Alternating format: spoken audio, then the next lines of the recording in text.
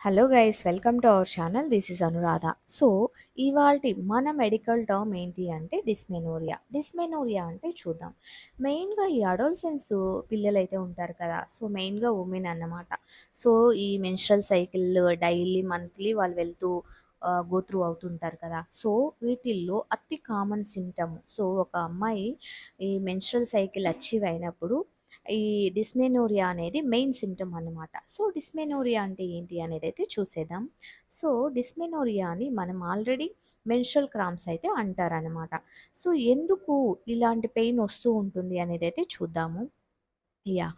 So మనం ఒక 1 day ముందు లేదా 2 డేస్ తర్వాత మనం ఈ విధంగా ఉమెన్ పీరియడ్స్ అచీవ్ అవుతారు అనంగా ఆ ముందే ఇదొక సింప్టమ్ అన్నమాట. సో లోయర్ అబ్డామినల్ పెయిన్ రావడము, తలనొప్పి ఉండడము, కాళ్ళు నొప్పులు ఉండడము. సో ఇవంతా ఆ 12-72 అవర్స్ ముందే ఇది ఆహ్, సింప్టమ్ ఇస్తుందన్నమాట. So you are coming to your periods అనైతే ఒక సింప్టమ్ అన్నమాట.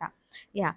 సో డిస్మెనోరియాకి చాలా కాజెస్ అయితే ఉంటాయన్నమాట. సో ఫస్ట్ వన్ అనుకునేసి ఒకవేళ వాళ్ళ పీరియడ్స్ దగ్గరలో ఉన్నాయి అంటే ఈ స్టమక్ పెయిన్ అనేది ఒక ఇంపార్టెంట్ థింగ్ అన్నమాట. యాహ్! సో వ ఇంకా కాజెస్ ఏమేమి ఉన్నాయి అనేదైతే చూద్దాము. ఒకవేళ వాళ్ళకి పెల్విక్ ఇష్యూస్ ఉన్నాయనుకోండి. పెల్విక్ ఇష్యూస్ అనేసంటే మన లోయర్ అబ్డామెన్ కింద ఒక పెల్విక్ బోన్ అయితే ఉంటుందన్నమాట.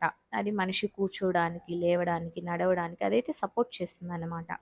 సో ఈ పెల్విక్ బోన్ ఏదైతే ఉందో అది ఈ మనకు ఇదైతే ఉంటుంది గదా, సో రీప్రొడక్టివ్ సిస్టమ్ అయితే ఉంది కదా, దాన్ని హోల్డ్ చేసి పెట్టుకుంటుందన్నమాట.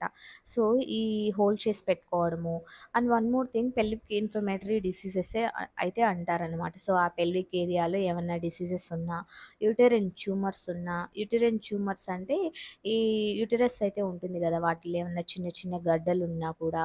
And one more thing, normal pain గాకుండా ఎక్కువ పెయిన్ వచ్చిందనుకోండి, సో వెంటనే ఈ గైనిక్ వాళ్ళనైతే మనం కన్సల్ట్ అవ్వాలన్నమాట. ఎందుకంటే స్పెసిఫిక్ రీజన్ మనం లైట్ తీసుకోకూడదన్నమాట. యాహ్! సింప్టమ్స్ ఎలా ఉంటాయి? సో ఎక్కువ లోయర్ అబ్డామెన్ పెయిన్ ఉంటుంది, బ్యాక్ పెయిన్ ఉంటుంది. అది కొద్దిగా బ్యాక్ పెయిను, తర్వాత కాళ్ళు నొప్పులు, తలనొప్పి, వామిటింగ్ రావడము. వామిటింగ్ ఎందుకొస్తుందంటే మన మన బాడీని మనం ఫీల్ అవ్వలేమన్నమాట. సో తేలిగ్గా అయిపోయి సంథింగ్ ఏదో ఉన్నట్టు మన పొట్టలో అలా అయితే అనిపిస్తుందన్నమాట. So and one more thing, headache ఉంటది. జనరల్ వీక్‌నెస్ అయితే ఉంటది. తల తిరుగుతుంటది. యాహ్! ట్రీట్మెంట్ ఏంటి అంటే, సో దీనికి ట్రీట్మెంట్ స్పెసిఫిక్‌గా ఈ టాబ్లెట్స్ అనైతే ఉండవన్నమాట. సో కొన్ని హోమ్ రెమెడీస్ అయితే పాటించాల్సొస్తుంది. లైక్ హీటింగ్ ప్యాడ్స్, ఎక్కువ కడుపు నొప్పి ఉన్నప్పుడు దాని మీద హీటింగ్ ప్యాడ్స్ పెట్టుకోవడం వలన స్టమక్ పెయిన్ అనేది మనం కంట్రోల్ చేసుకోవచ్చన్నమాట.